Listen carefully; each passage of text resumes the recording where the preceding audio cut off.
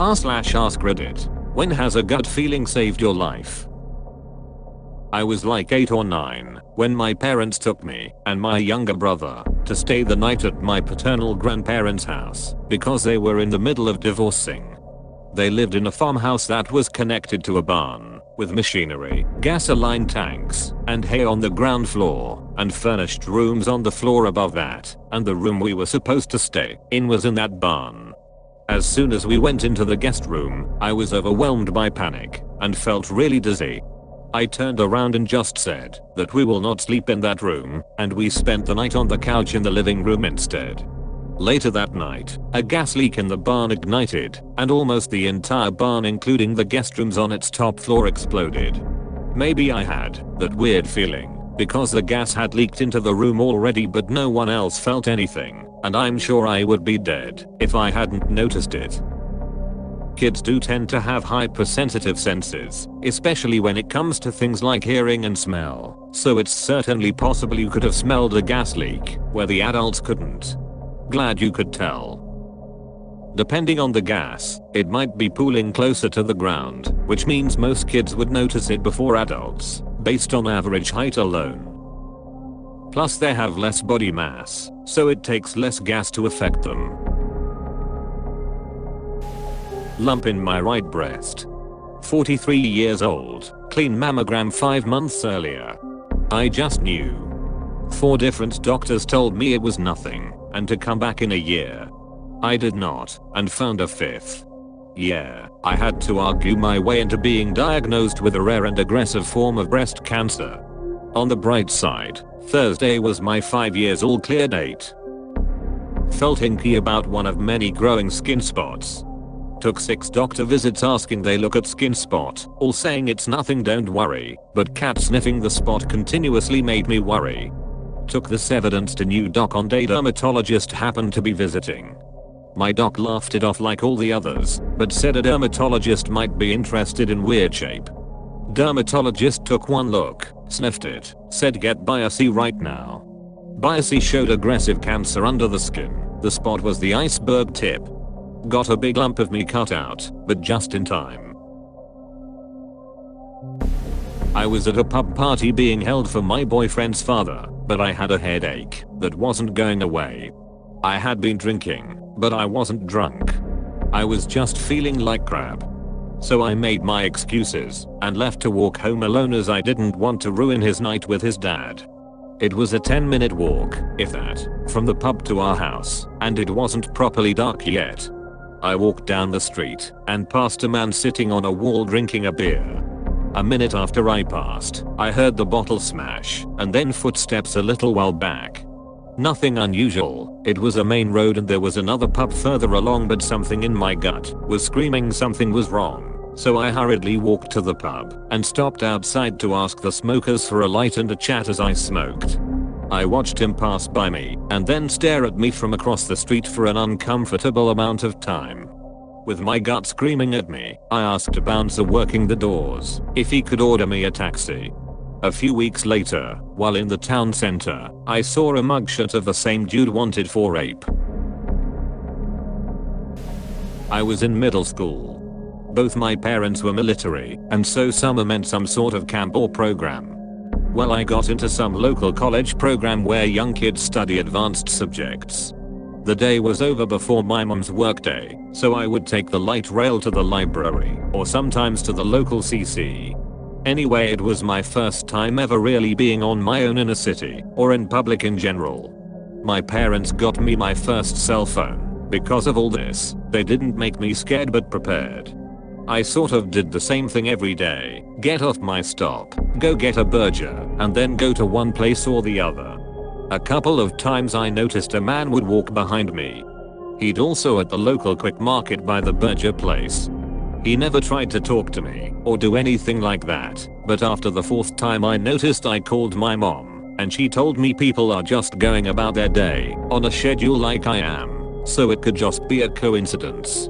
Well, one day I decided to eat inside the burger place instead of take it to go. I saw him walking outside and straight towards the way I normally go, but before he got out of the parking lot, he started looking around like he was looking for someone/something. I went to the restroom, called my mom, and told her to get me. I didn't go that way ever again after that, took a new route. About a week or so later the news spoke about a girl who had gone missing, and the video footage was from the same strip center as the burger place. Yay, the suspect was the man who had been following me. When I was around 18, I was on a back road with some friends and a girl I didn't know was driving really fast. Now, I'm a bit of an adrenaline junkie, and I have always enjoyed a calculated risk in the name of a good time, but on this occasion I told her to either slow the duck down, or let me out. I literally had to start screaming at her, before she listened and slowed down. A week later she crashed on that same stretch of road at 90 miles per hour, killing her, and the 3 passengers of her car. Yikes. My husband is a state trooper, and has always said the wreck that sticks with him the most was a group of 4 17-18-year-olds in a car speeding on the freeway. One of the kids was screaming and begging the driver to let him out. The driver pulled over and let him out as he and the other 2 passengers made fun of him for being a pussy and not wanting to have fun.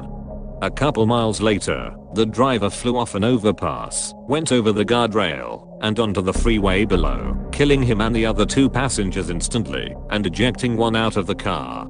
Luckily there was no one below that they fell onto. My husband always remembers that kid who demanded to get out, and how terrified and shaken he was when he walked up on what happened, and was able to explain that he was in the car with them just minutes prior, and would have been dead had he not been a pussy. Don't know if gut feeling or lucky coincidence. Decided I should empty the bin on my way to uni, which added maybe 10 seconds to my journey as the skip was 10 feet from my front door.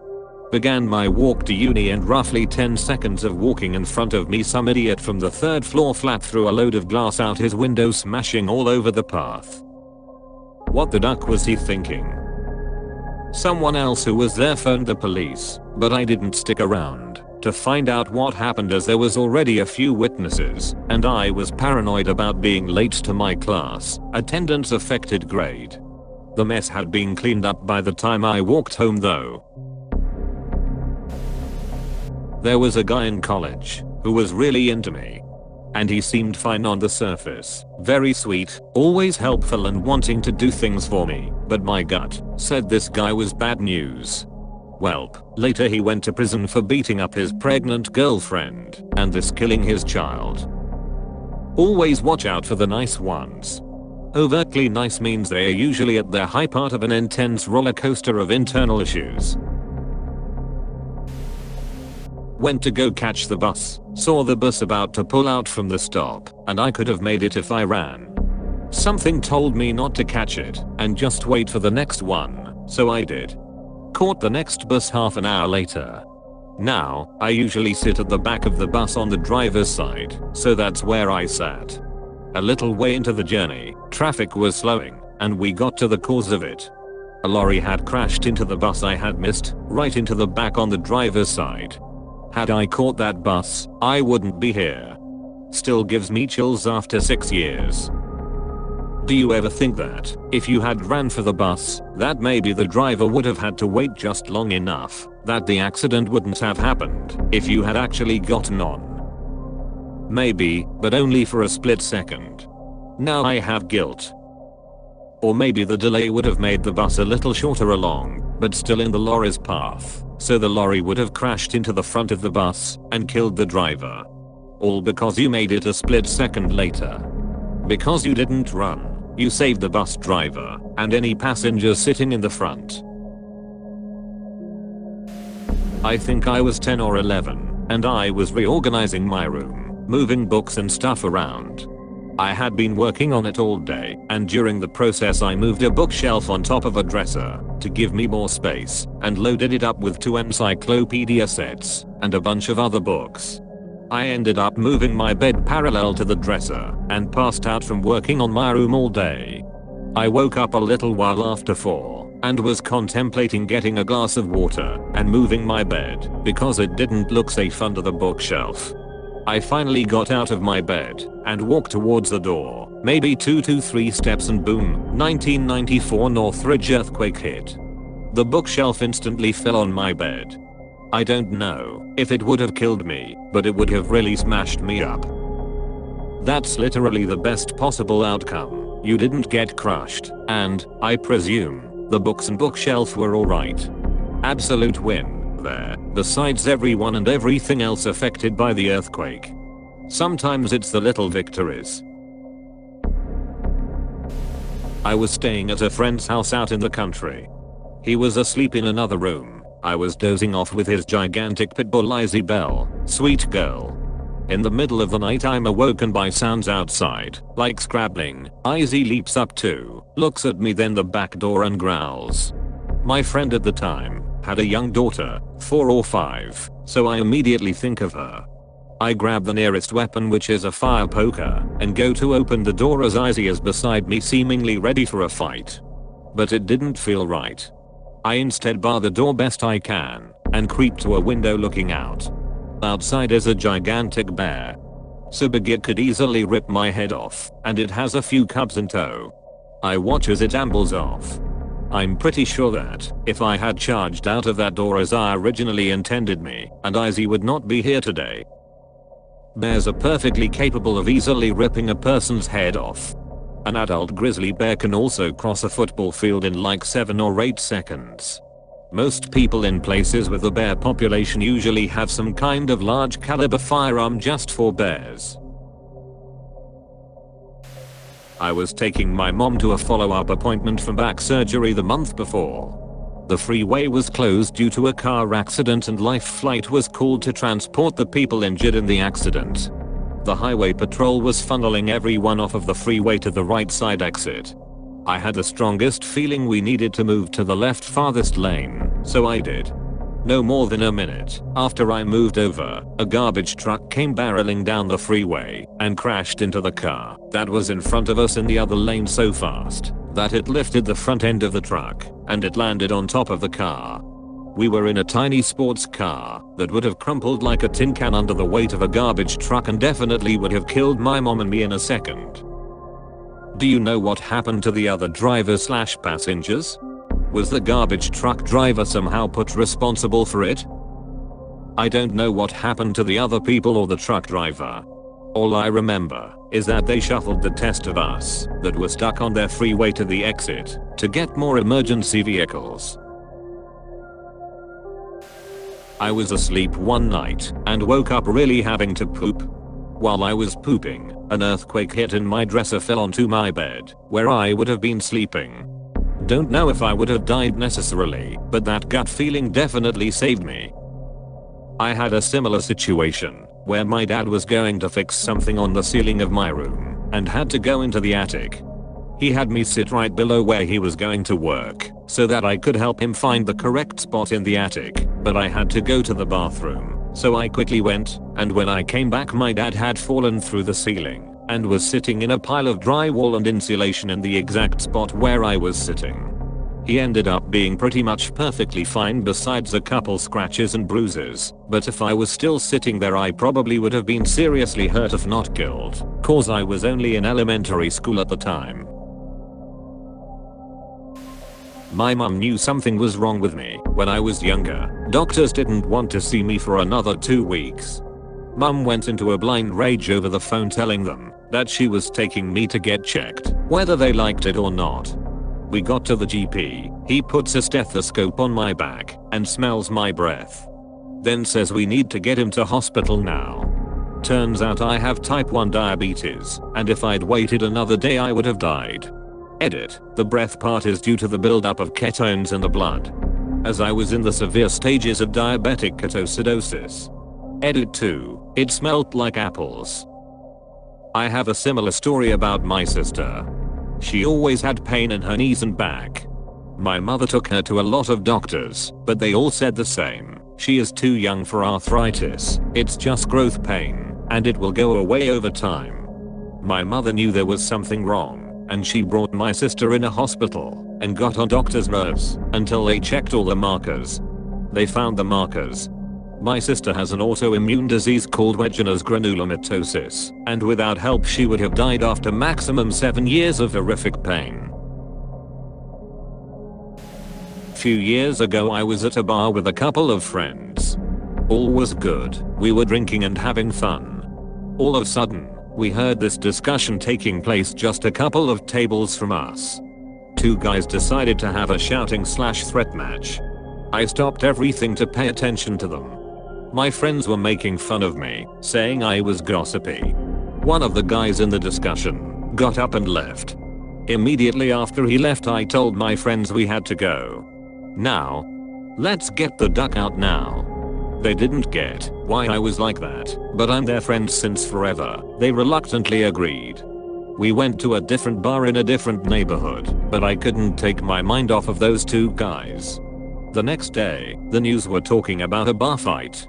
Apparently the guy who got up went home, grabbed a gun, and came back for a drive-by. Killed 4 people in the process. My grandpa taught me to never ignore my gut, and I couldn't be happier to have listened. A lesson that I learned in high school, and it always proves true. Mid-altercation or argument, if one leaves the place briskly and suddenly walk away, the other guy has not run away. No. He just was fetching a weapon, or calling up his buddies. It is clear and obvious warning sign. I'm glad that you know. I almost killed a guy because he walked out onto the highway. I slowed down because I saw brake lights when there should have been steady flow traffic. I barely had time to hit my brakes and was maybe 8 feet away from him. I rolled down my window and asked him WTF is wrong with him, but he just kept walking. Got run over literally minutes after. I can still see his face, his haircut, the clothes he was wearing. Sounds like he was suicidal or on a drugs or something. A few weeks ago, I had just left my apartment complex and was heading to a friend's. I pulled out of my driveway and up to the traffic light and stopped. I was in the left turn lane, light was red. It was late out and there wasn't many people on the road. I watched as the light went yellow and then red for through traffic. One guy ran the tail end of the yellow, like usual. My turn. Light goes green. I have an arrow blinking for me to turn left. I looked both ways and there was no one around, and I just didn't go. I cannot explain what happened other than something inside me just said don't go, so I sat there staring at the green light. A couple seconds later a car came screaming through the red light, through the intersection, probably doing about 100 km/h in the lane I would have been turning into. They were going so fast their vehicle had a bounce to it. If I had turned, my car would have been destroyed, and me along with it. I sat there through the whole next light cycle and then turned, pulled over and called my sister. It was a ghostly feeling. I'm a light jumper. I look both ways, but I'm impatient, and I cannot explain what stopped me from going the second that light went green, but I'm glad it did. Had the same thing happen a few months ago. Driving home late at night during a snowstorm. Waited at a green light for no reason. Huge truck comes barreling through the lane I should have been in and hits ice. Would have totaled my tiny Nissan. It didn't happen to me, but was told by my mom. When she was pregnant with my older sister. Her and her family decided to go hiking in the mountains. On the day of the hike she suddenly felt discomfort and unconformable. So she stayed behind, while the rest of her family went for the hike.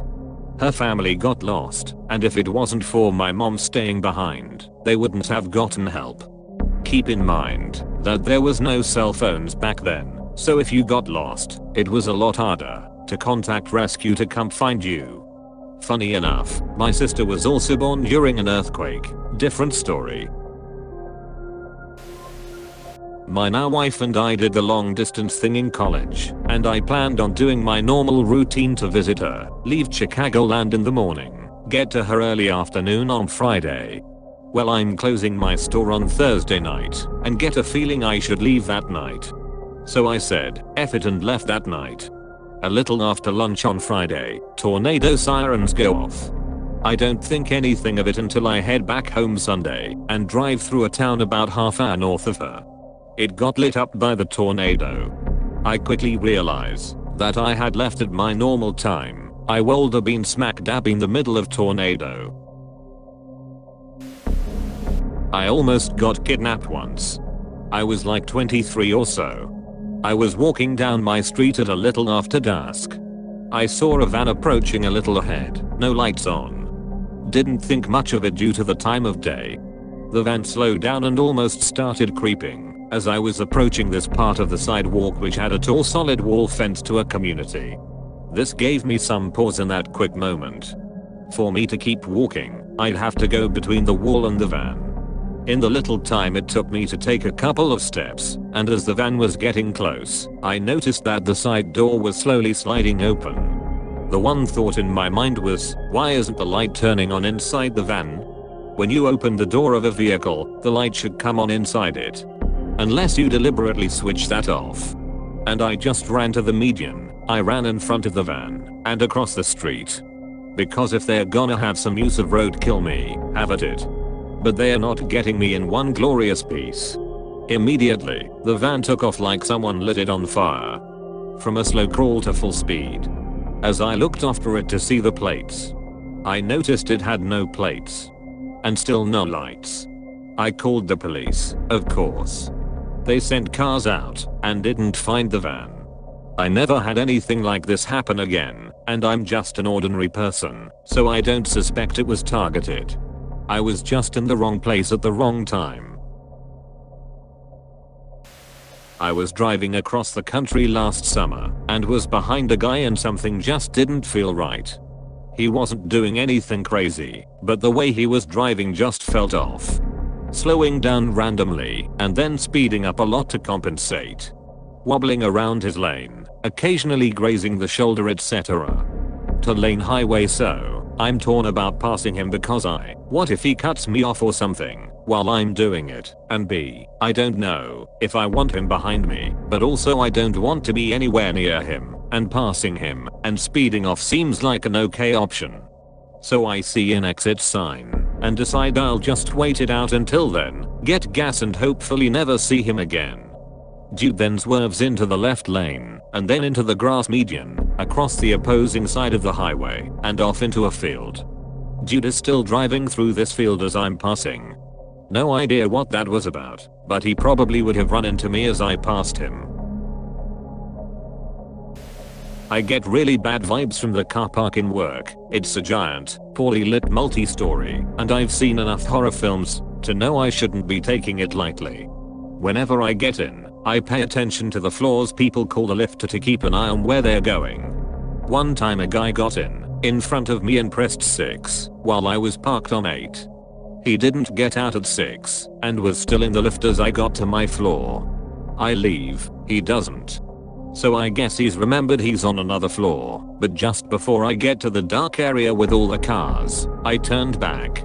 This guy had waited about 30 seconds, therefore held the lift to wait, and silently emerged to follow me. I just stopped and stared him down. He had a deer in the headlights look, and turned straight back to the lift. I have no idea if it saved my life, but it freaked me the duck out.